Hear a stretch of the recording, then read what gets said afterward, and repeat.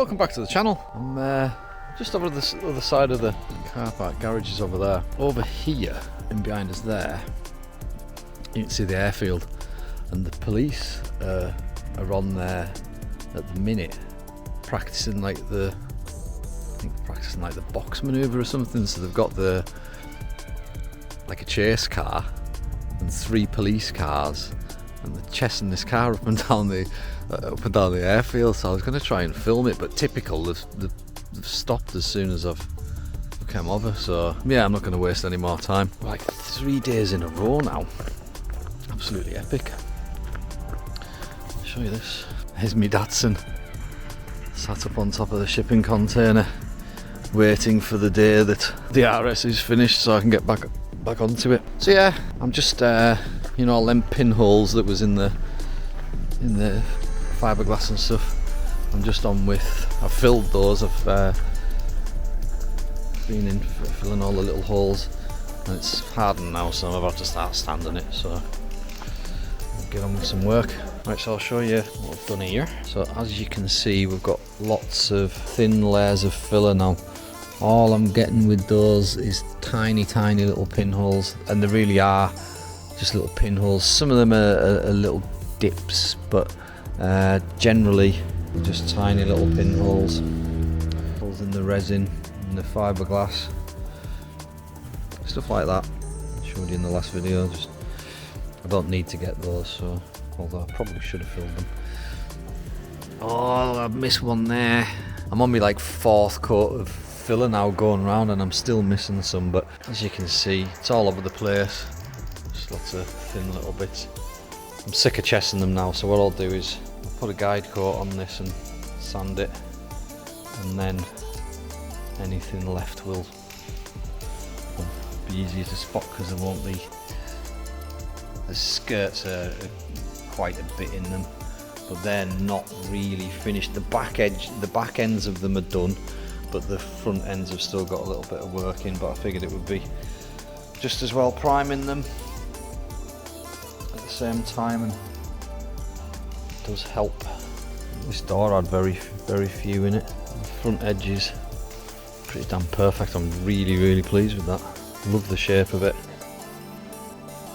Love the shape of these.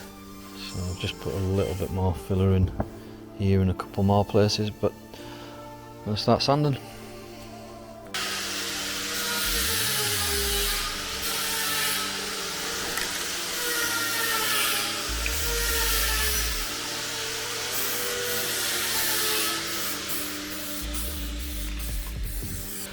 So the guide coat has a couple of purposes. One, it shows you where you have and haven't sanded, because it's quite easy to miss a bit, but it sits down into all the low bits, so it shows you where's high and where's low. You don't want it particularly heavy. We're not trying to get a full coat on or anything, but you want enough on so that it gives you that guide.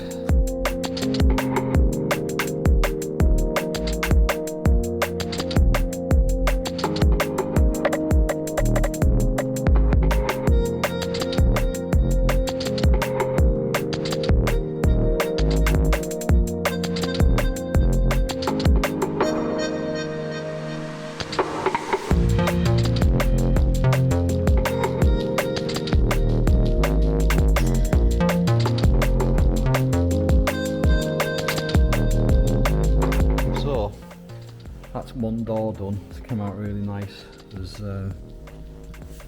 needs to blow off, but you can see in places where I've went through, it's highlighted some high spots. There's a high spot along there, which I knew was there because the body line was slightly, you could see it had a slight wave in it, and that's what it was. There was a high spot there, but without doing that with the guide coat and a long block, it's really hard to see. So there's a bit of high spot there which I could feel, but yeah, that's now perfect with no pinholes.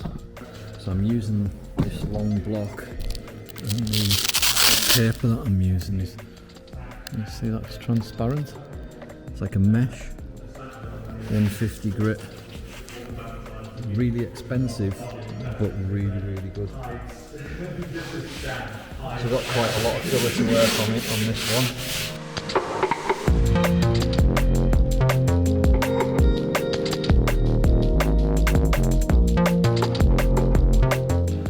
Right, I've got one door rubbed, and the back of the roof, there was a lot of filler in the back of the roof, so I've been working on that. Obviously it's the first prime as well, so I'll take you around and show you. You can see the highs and got all the lows out. So that was a little bit high there. As you can see, I've got a high bit there, low bit in between. Now they're level. So I've got that all there. I've got this window frame to do still a little bit of filler in there. But I'm getting onto this part of the roof now, so the battery went flat before, so I've not been recording, but by my guesstimations, this roof's almost perfect at the front. So fingers crossed.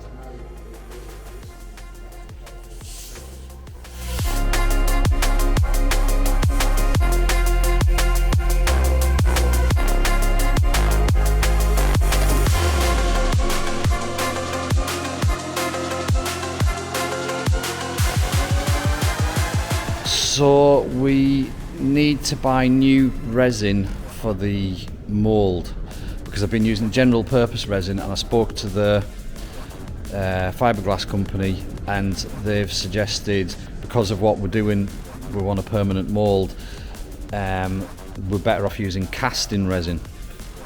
So they then suggested that we need to work out the surface area of the car so that we can buy the right amount of casting resin and products for that.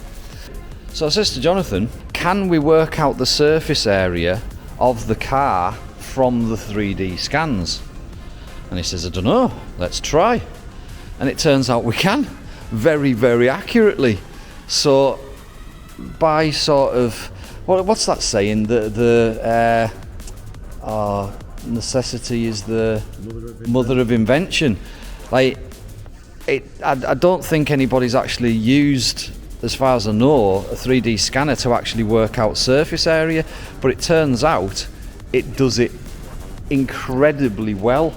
It's saved us a really complicated job that would be an absolute head twat to do. Jonathan's got scans of all of the bits of the car now. What did the side skirts work out at?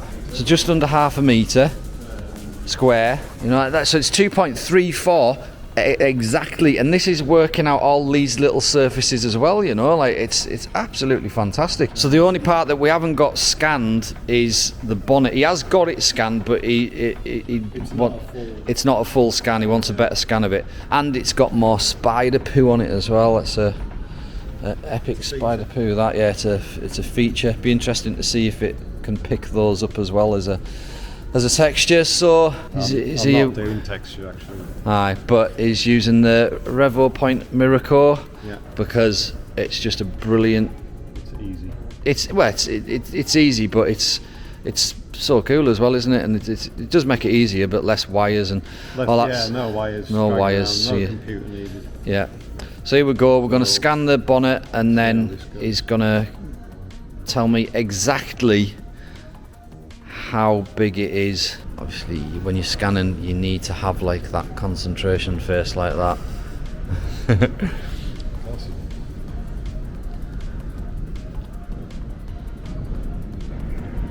So he just walks around it doing his ninja walk. That's it. That's it.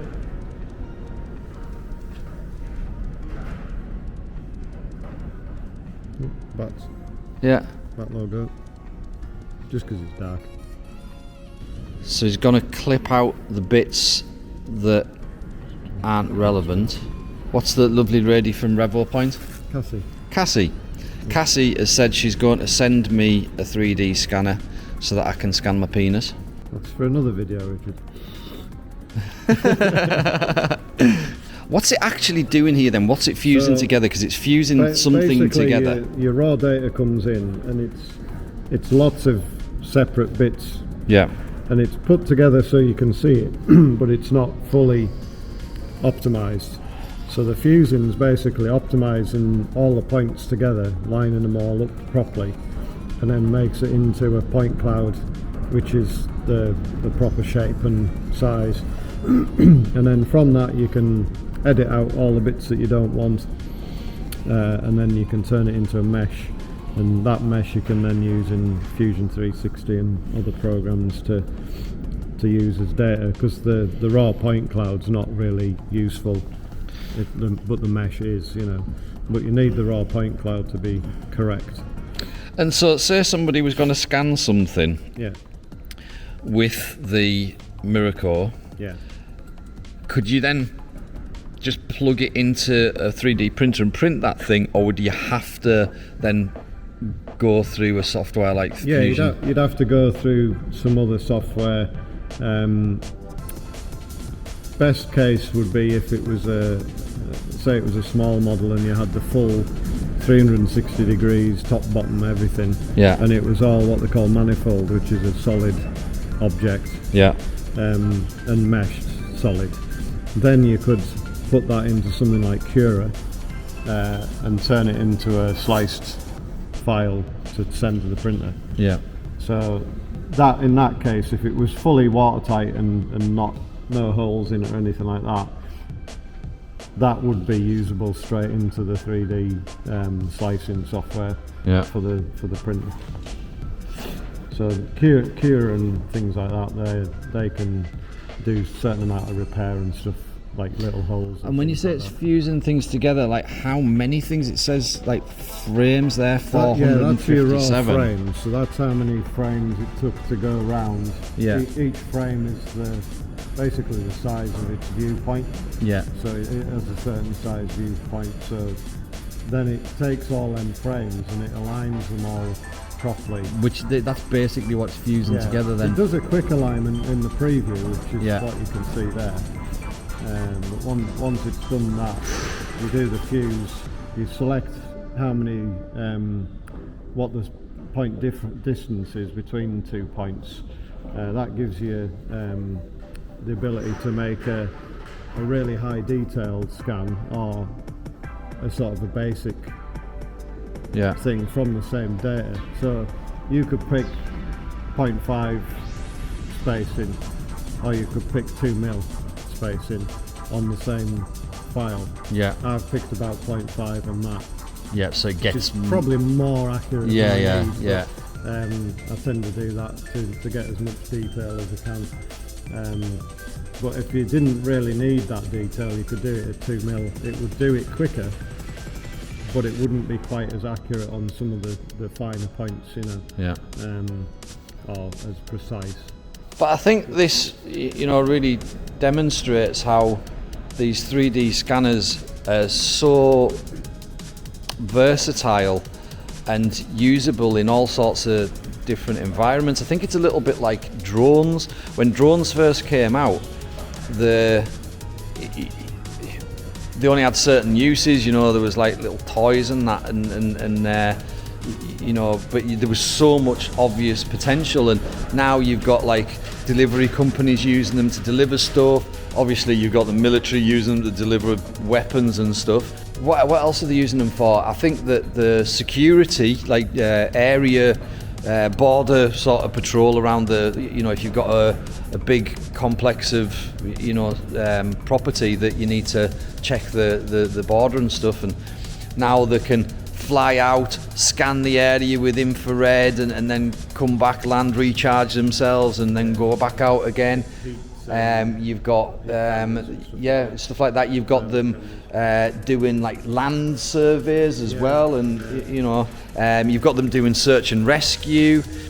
So like drones, I think, is a good comparison to 3D scanning, where it's a technology that hasn't been maximised yet. There's so much potential in it, and the likes of working out a surface area. Another thing that Jonathan's been doing is scanning tyres for Pirellis, and because they used to measure them with a bit of string and a tape measure, and now he can scan the tyres and give them an exact measurement of way more data points than Pirelli's was ever able to take. Yeah, there's just so many uses for 3D scanners, and until you start playing with them and find find these things, that it won't come up. But yeah, I think we've found a new, very useful use for 3D scanners.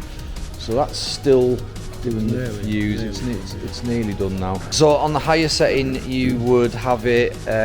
You'd be doing stuff like models. Like yeah, if you want really high detail, this has near and far mode, so we did that in far mode. If you did that in near mode, your viewpoint's a lot smaller, but your detail would be a lot higher. Yeah. So you would have a lot more data. You'd have thousands of frames instead of 457, but you'd get like surface imperfections and stuff like that would be more visible and stuff like that. So, like, part of the reason that RevoPoint are going to send us like me a scanner is because although I'm around it, I don't know how to use one. I think it would be a good opportunity for me to create some videos of me actually learning how to 3D scan from Jonathan, who is an official tester for RevoPoint, so he really knows what he's doing. So in that process, we can make some tutorial videos to help people understand the process and learn how to use their scanners as well. Yeah, that'll be fun, and I'll scan all sorts of stupid stuff, me. So yeah, we're nearly fused over here. So literally, you can just select with his finger. Highlight areas that you don't want. Now, it's not a perfect scan. There's a couple of little we didn't really need grey edges, but for the purpose of like just measuring the surface area, it's absolutely fine. Just chopping out them bits of the bumper and stuff, and box select and cut.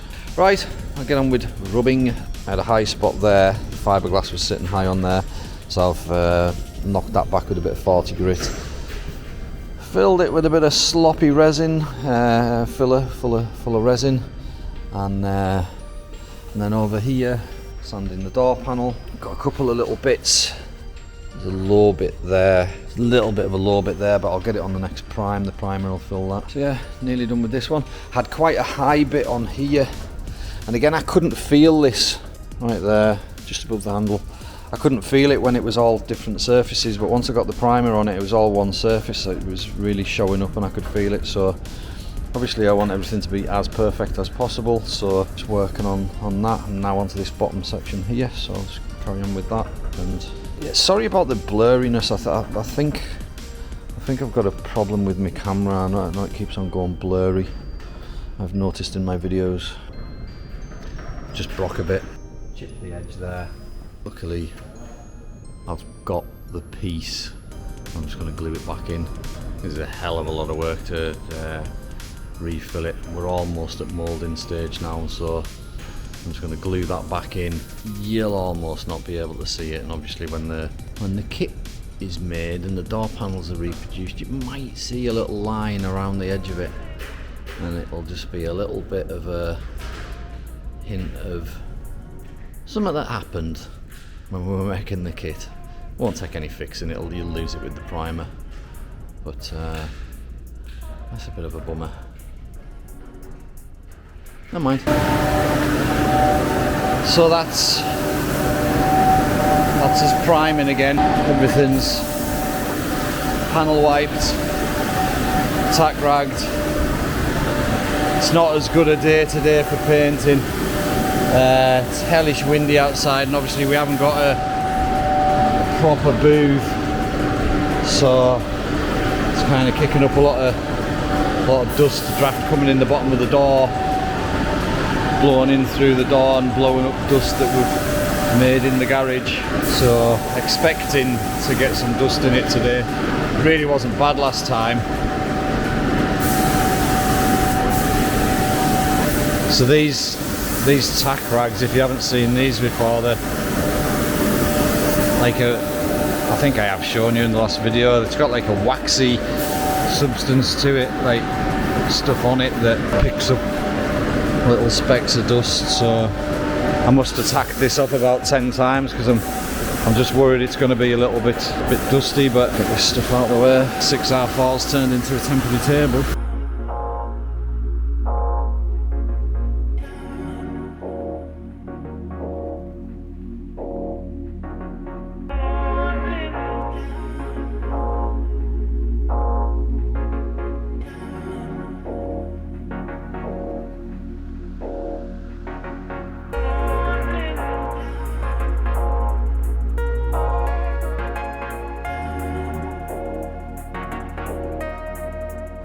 So I've had a great idea. If to kind of combat my extreme optimism on what I'm actually going to get done in a day, how's about this?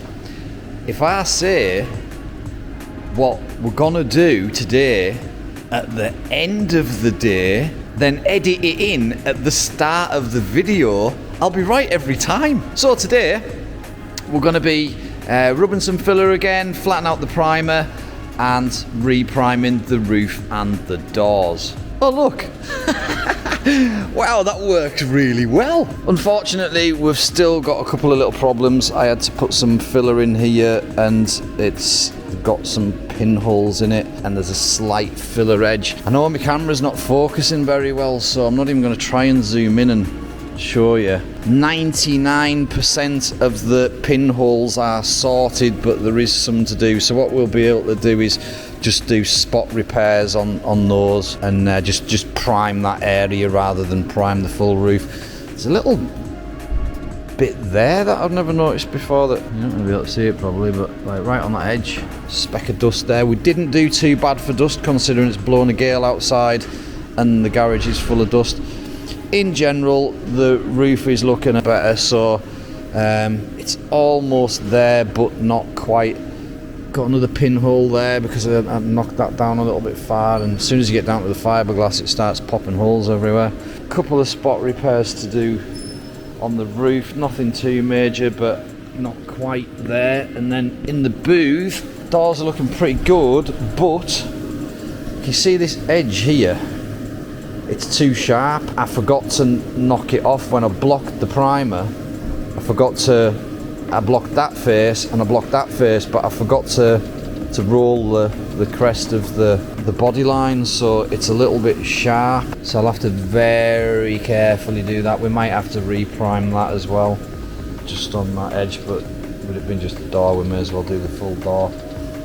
But other than that, the doors are pretty damn good. This one's not as bad, I've just kind of got it a little bit in there.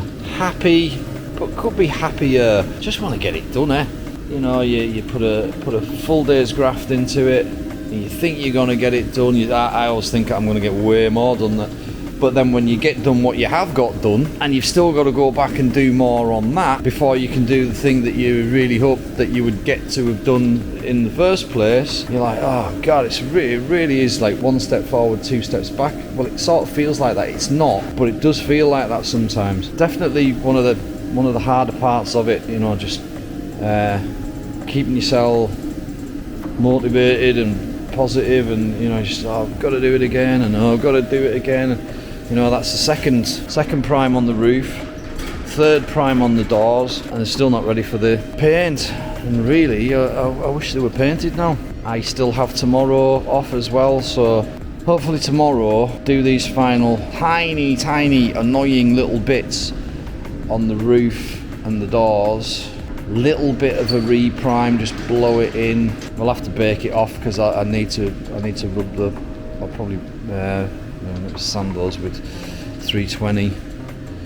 So hopefully get a coat of gloss white on them tomorrow. Part of the pressure that I'm feeling is this, and just the general mess I'm making in Jonathan's garage. This is not my garage, and Jonathan doesn't normally do bodywork. And like for months now, 8 months now. You were right, by the way. You know when you guessed it, when I said 6 months, and you said no, I think it's about 7. It was 7, yeah. Because I was able to work it out from the date on the first picture when we started it. So it was, you were literally bob on. But yeah, it's been a long time of me making an absolute mess in Jonathan's garage, and I do feel bad because you know, it's not just the dust. There's a massive flipping inflatable spray booth in front of his dyno, and when we put that down, there's no point, like, if I'm painting again tomorrow, there's no point rolling that up and putting it away to then get it out again tomorrow. But if I am painting tomorrow, look at the chaos it's going to cause for him tomorrow as well. So I do feel that's he doesn't really complain or anything, but it does. I do feel it. Do you know what I mean? I don't like to be a burden on him, and I pay him. Like, it's not that he's doing this for free, you know. So I guess, you know, he's making a wage. I pay him his rate, you know. Hence all this been like really quite expensive. My time comes for free, but his doesn't. But yeah, I do. It's not so much that as far as the pressure, but the mess and the chaos that I'm causing in the building definitely stresses us out a little bit.